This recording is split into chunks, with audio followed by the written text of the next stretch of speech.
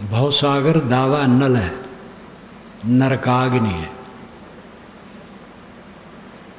देह धरना,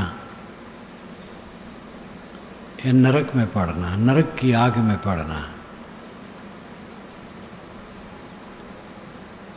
इस दावा नल के दुख से कैसे छुटकारा होगा? ये भवसागर का जो दावा नल है, इसका कारण क्या है?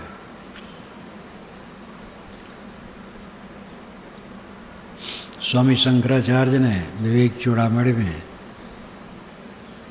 शिष्य की तरफ से कहलवाया है कि भगवान मैं संसार में पतित हूँ, जल रहा हूँ, मुझे बचाइए। सद्गुरु की शरण छोड़ करके और मैं कोई आधार नहीं देखता हूँ। बड़े अच्छे अच्छे शब्दों में कहा। गुरु कहते हैं माँ भयष्ट विध्वंस, है विद्वान तुम भय मत कर, नास्ति पाया, तेरा अपाय नहीं है, विनाश नहीं, घबरा मत। इस दुख से मुक्त होने के लिए उपाय है। जिस रास्ते से पहले के यति लोग पार भये हैं, वही रास्ता मैं तेरे को बताता हूँ।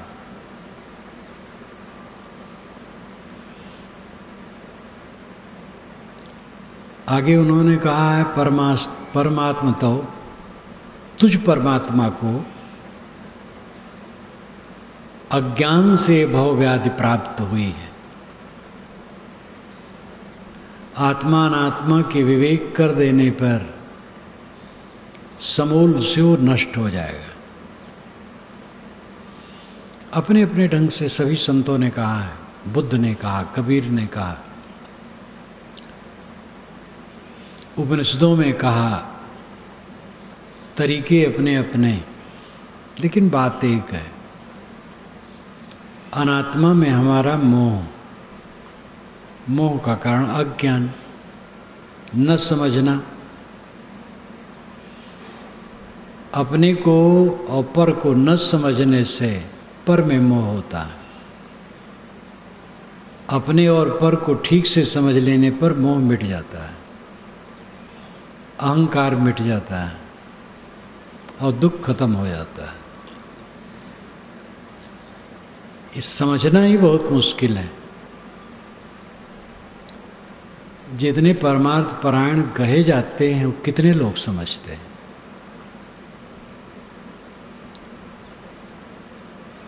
एक व्यक्ति के पूरे शरीर में आग लग गई हो और भाग करके सामने के तालाब में बुझाने चाहे, कोई और बात कर पाएगा वो? और नहीं कर पाएगा। ये तो मैंने उदाहरण दिया। किसी के शरीर में आग लगे तो पानी में नहीं उसको बुझाना चाहिए, उल्टा हो जाएगा। घर घर में एक बहुत बढ़िया दवाई है, आलू। कहीं शरीर में आग लगे, तुरंत आलू कुचल करके पीस करके लेप देना चाहिए, फिर और दवाई खोजना चाहिए। ये मैंने बचपन में देखा। एक सज्जन के यहाँ एक फंक्शन था, विवाह था, क्या था याद नहीं, बहुत थोड़ी उम्र थी मेरी। जो उस फंक्शन में, कार्यक्रम में एक सक्रिय नाई था, कुछ कर रहा था आग के सामने, उसको आग लग गई पैरों में। कोई कहा पानी लाओ, तो एक ने कहा अरे चुप चुप पानी मत ला। तुरंत आलू पीसा उन्होंने, लेप दिया। आलू सरल चीज है, सबके घर में प्राय हुआ करता है। तो उदाहरण दिया एक उदाहरण के लिए कि आग शरीर में लग गई हो, उसको बुझाने के लिए कोई तालाब में जा रहा हो, कुछ और बात नहीं कर पाएगा। जो सच्चा मुमुक्ष होगा वो तो अपने दुख को देखता है। मैं भवसागर के ताप में तप रहा, ईर्षा, द्वेष, गुटबंदी और बवंडर, बकवास, कलह कैसे वो कर सकता है? सोच भी नहीं सकता। तो कितने में मुमुक्षु हैं वो अपना अपना जाने। जो मुमुक्ष होगा वो गंभीर होगा, शांत होगा, उसे फुर्सत नहीं है अपने दुख से मुक्त होने के काम से। किसी को देखा त्रुटि, अपना बल चला समझा दिया, नहीं बल चला दूसरे से कह दिया कि इनका सुधार हो जाए, अच्छा है, हो जाए, ना हो जाए, हो जाने। वो अपना काम करता है। वेश में आए हुए लोगों में कितने लोग हैं जो सच्चे मुमुक्षु। सच्चे मुमुक्ष की वाणी रहनी बिल्कुल अलग होती। गृहस्थों में तो कच्चे पक्के हैं ही, जो कपड़े में हैं साधु के वे कितने हैं जो सही मुमुक्षु। सही मोक्ष तो सदैव अपने ताप को देखता है। जग दुख देखब कठिन है और सहज सब बात। हमारा संबंध केवल हमसे है। यत्र नान्यत् पश्यत नान्यत् शृणोत नान्यत् विजानाति स भूमा। जहाँ पर दूसरे को नहीं देखा जाता, दूसरे को नहीं सुना जाता, दूसरे को नहीं जाना जाता, वो भूमा है। और जो देखा सुना जाना जाता वो अल्प है, तो नाशवान है। जहाँ तक हम सोचते हैं वो अल्प को सोचते हैं। न सोचना ये भूमा के लिए है, अनंत के लिए। मोक्ष प्रपंच शून्य और हेतु रहित है। उसमें प्रपंच नहीं है, तत्व सारदी नाहीं। कबीर देव ने कहा उसमें काल काल परने नहीं, तहाँ संत बिरले जाएं। तो कहने में लगता कोई अलग जगह है, अलग नहीं है। तत्व प्रकृति ऋतुएं काल अकाल जगत प्रपंच आत्मा में नहीं है। प्रपंच शून्य मोक्ष है और कारण शून्य है। मोक्ष का कारण नहीं होता है। मोक्ष का कारण होगा तो मोक्ष स्वयं कार्य हो जाएगा और कार्य नाशवान होता है, मोक्ष नाशवान नहीं। तथागत बुद्ध ने भी कहा है। धम्म पदम समय समय से साधकों को पढ़ना चाहिए। कारण शून्य मोक्ष है। निर्वाण को तथागत ने अनंत माना है, अजर अमर माना है। मोक्ष का कारण होगा तो मोक्ष कार्य हो जाएगा, कार्य हो जाएगा और नाशवान हो जाएगा। अविद्या की निवृत्त से मोक्ष है। चावल पकाने से भात है तो भात मिट जाएगा। लेकिन कोई वस्तु है और उसके ऊपर ढक्कन पड़ गया तो ढक्कन को हटा दिया, वस्तु उजागर है। तो जो वस्तु है किसी कारण से नहीं है, वस्तु है, दिख नहीं रही थी क्योंकि आवरण था, आवरण हटा दिया, वस्तु दिखने लगी। ऐसे अपना अस्तित्व और मोक्ष निर्बाध है, लेकिन उस पर आवरण था अज्ञान का, पर्दा हट गया, उद्घाटित हो गया। तो कार्य नहीं हुआ, अनावरण हुआ उसका। मोक्ष का कोई हेतु नहीं है, हेतु रहित है, कारण रहित है। वेदांत, कबीरवाणी, बुद्धवाणी, महावीरवाणी, सबके विचार इस पर एक मत है और वो प्रपंच शून्य है।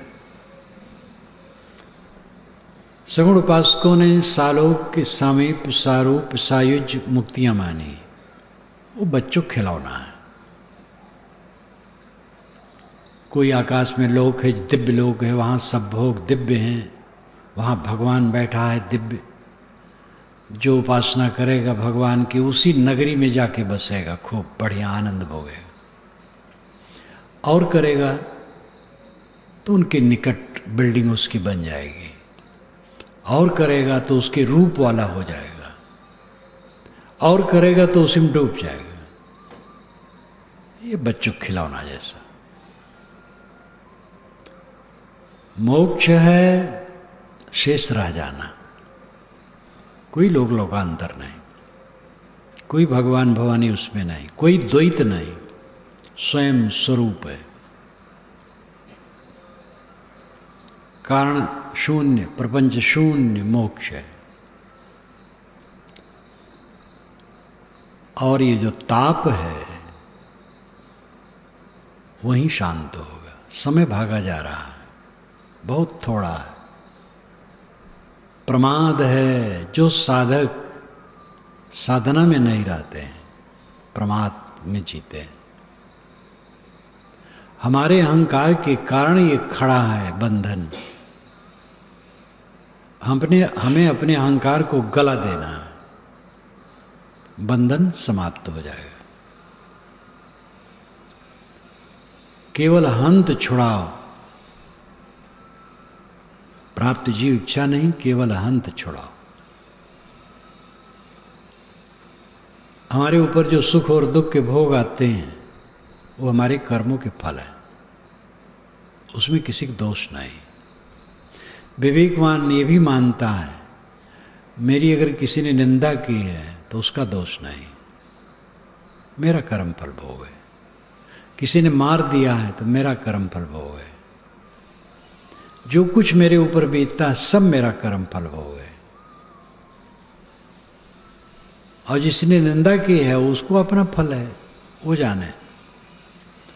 लेकिन हमारे ऊपर जो बीतता है वो हमारे कर्मों का फल है। अगर फिर से देह नहीं धरना है तो अब देह का अहंकार न करना चाहिए, और इसकी पूजा और निंदा करने वालों से मोह और वैर न करना चाहिए, और सदैव अपने को देखना चाहिए ग्लान पूर्वक। अपने अहंकार को मारो, अपने जहर को मारो, यही रास्ता है। जहां उद्वेग हुआ गड़बड़ हो गया, फिर खो गए, फिर नया कर्म बनने लगा। अपने में उद्वेगित हुए, दूसरे के लिए उद्वेगित हुए, कहीं के लिए उद्वेगित हुए, तो फिर कर्म बंधन बनने लगा। जीवन मुक्ति और विदेह मुक्ति जो समझ पाए, समझने वाले भी कितने होते हैं। हमने वेशधारियों को देखा, समझने वाले नहीं हैं उसमें। समझने वाले भी हैं तो करने वाले नहीं, एकदम पूरा बदहवास। किस लिए आए और क्या कर रहे हैं? तो जब रोज देखा इस बात को तब समझ में आएगा, तब ठहराव होगा। बड़ा भयंकर पर्दा अविवेक और अविद्या है। अहंकार में तो सब जल रहे हैं, सब जीव। हम जल रहे हैं, सब जल रहे हैं, सब तेहधारी अहंकार में जल रहे हैं। अहंकार की अग्नि में दहत सकल संसार। तैसे बाँचे संत जन केवल शांति आधार। सबही मदमाते कोई न जाग, संगहि चोर घर मुसन लाग। साहब तो नाम ले लेके कह देते हैं, सबही मदमाते कोई न जाग, कोई जगह ही नहीं। अंधभूतो एम लोको तनुकेत विपश्यत, तथागत कहते हैं। ये सारा संसार अंधभूत, अंधभूत नाम अंधत्व को प्राप्त।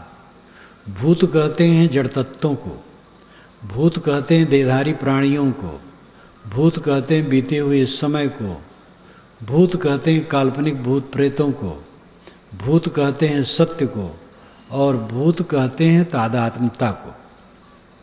सत्य भूत, सत्य में तादात्म एकता। अयम लोको, यह लोग अंधभूतो, अंध में तादात्म है इसका। ये सारा संसार अंधा है। तनुकेत विपश्यति, तनुकेत थोड़े लोग हैं, जिनको दिखाई देता है।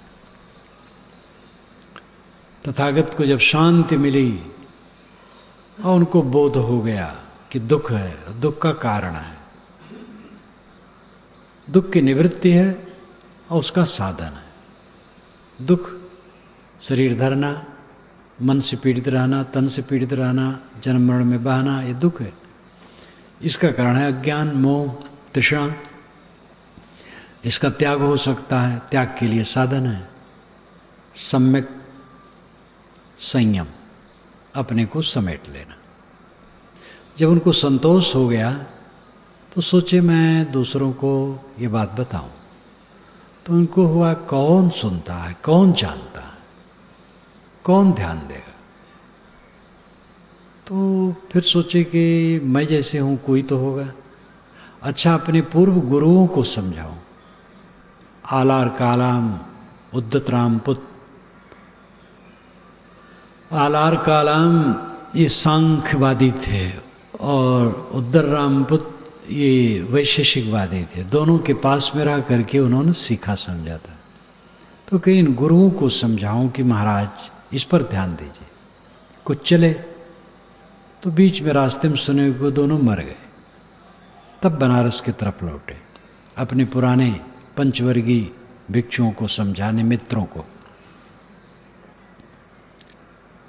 तो कितने लोग समझने वाले हैं, लेकिन जो समझे उनका काम होगा, जो न समझे वे जाने, वे सूरवीर हैं।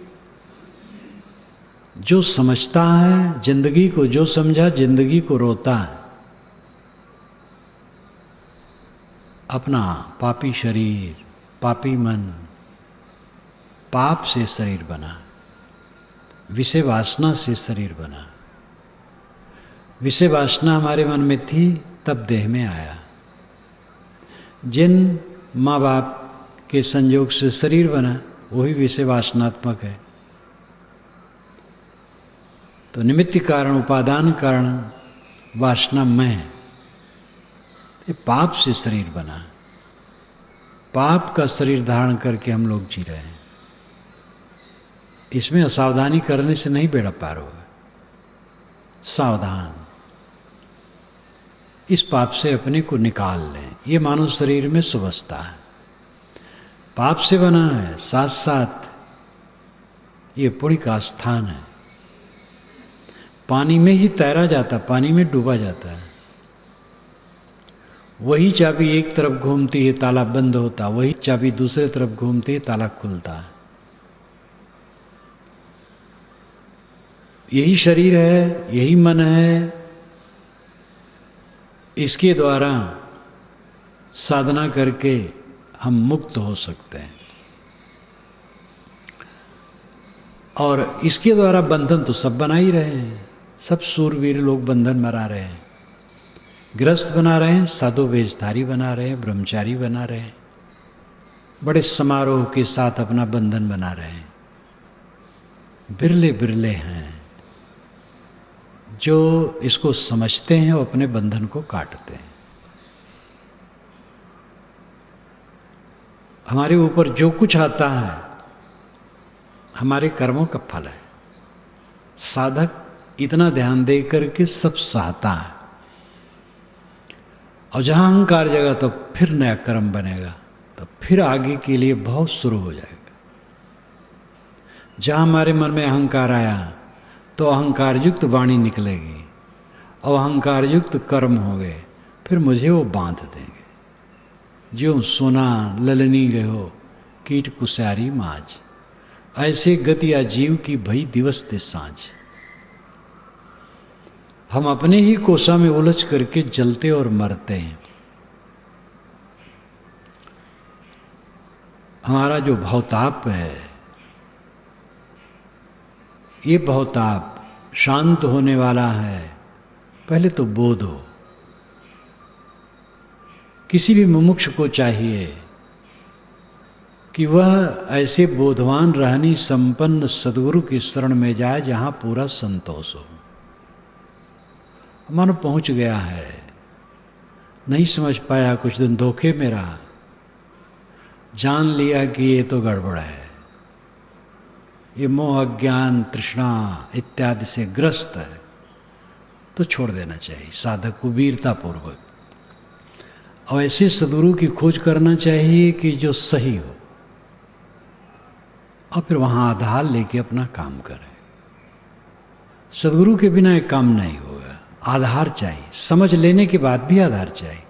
पता नहीं मन कहाँ भटक जाता है, व्यवहार में कहाँ भटक जाएगा। किसी का अदब चाहिए, लिहाज चाहिए, और किसी का ऐसा जीवन चाहिए कि जिसके जीवन से प्रेरित होकर के साहस हो आगे बढ़ने के लिए।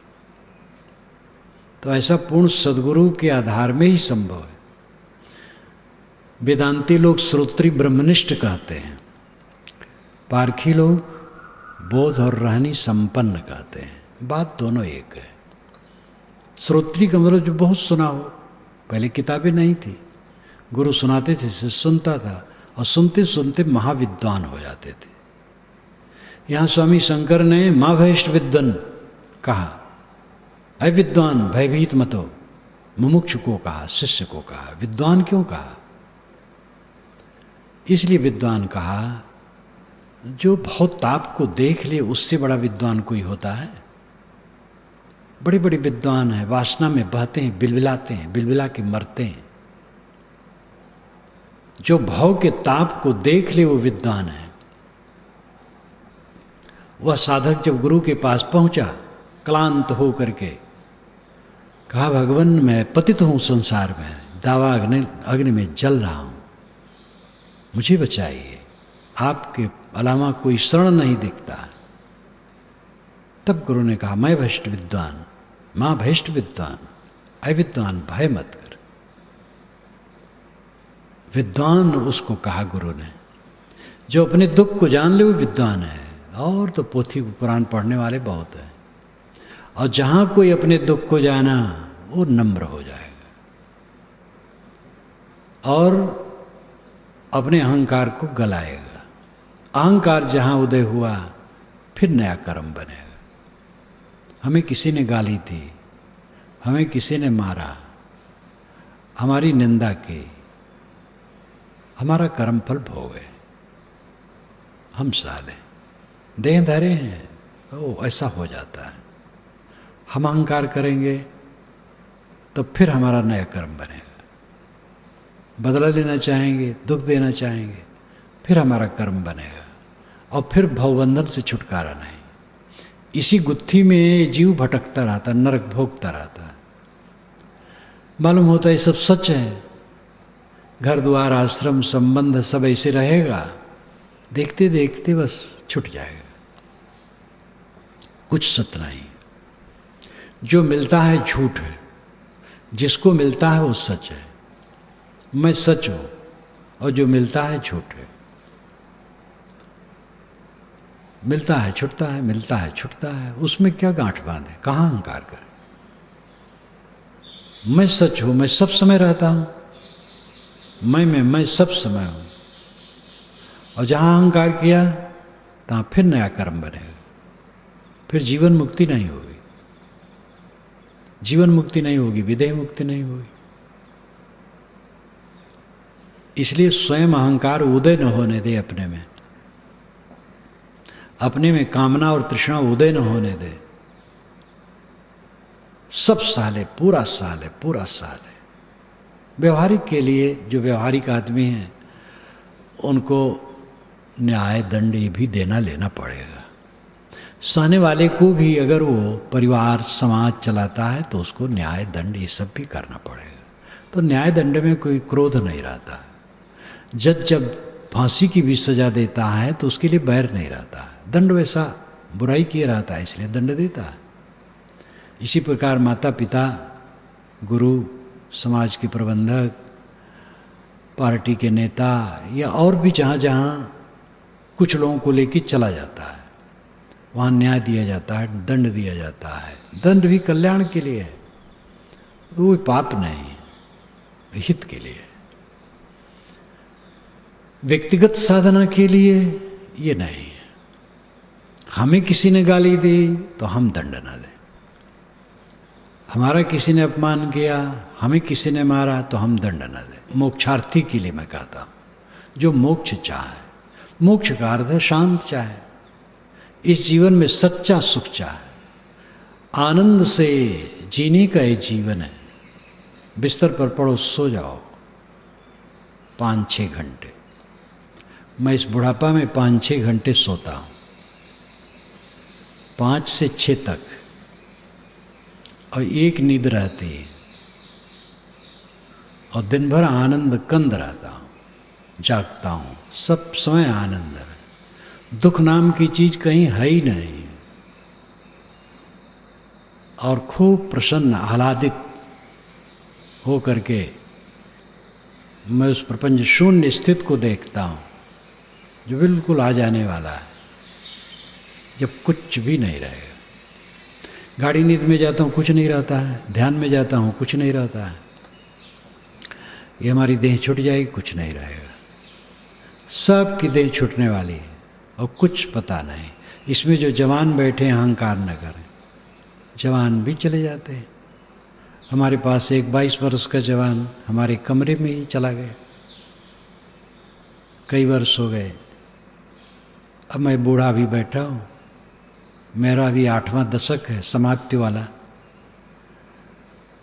तो ये शरीर तो जाने वाली चीज है, और ये जाए, इसकी जरूरत क्या? यही तो बहुत दुख है, जो सदैव अपने को शरीर से निकाले रहता है।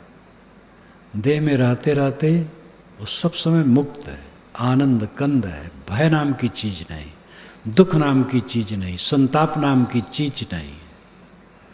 जो रहने वाली चीज नहीं उसके लिए संताप, नाम रूप के लिए संताप। अभिलाष को किसी ने कुछ कह दिया, अभिलाष कोई चीज नहीं है, काल्पनिक जोड़ है कुछ अक्षरों का। कागज पर लिखो तो स्याही हो कागज, बस वो क्या वही स्याही कागज में हो? अरे हाड़ चाम के ढांचे को लेकर के कहो ये अभिलाष है, तो हाड़ चाम का ढांचा में हो। अभिलाष कोई चीज है ही नहीं। अभिलाष को किसी ने गाली दी हो, अपमान किया हो, अनादर किया हो, बहुत खुशी की बात है। यही तो मुझे संताप दे रहा है, इसका अहंकार गल है। हम किसी को संताप न दें, हम किसी को गाली न दें। अगर मुक्ति चाहते हो तो अपना अहंकार छोड़ो। अहंकार से सोचना गलत हो जाता है। अहंकार एक अंधकार है, सोचना गलत हो जाता है, फिर बोलना गलत हो जाता है, फिर करना गलत हो जाता है।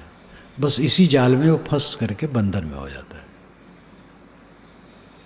अहंकार शून्य हो गया, सोचना सरल, बोलना सरल, करना सरल, फिर खुल गया बंधन।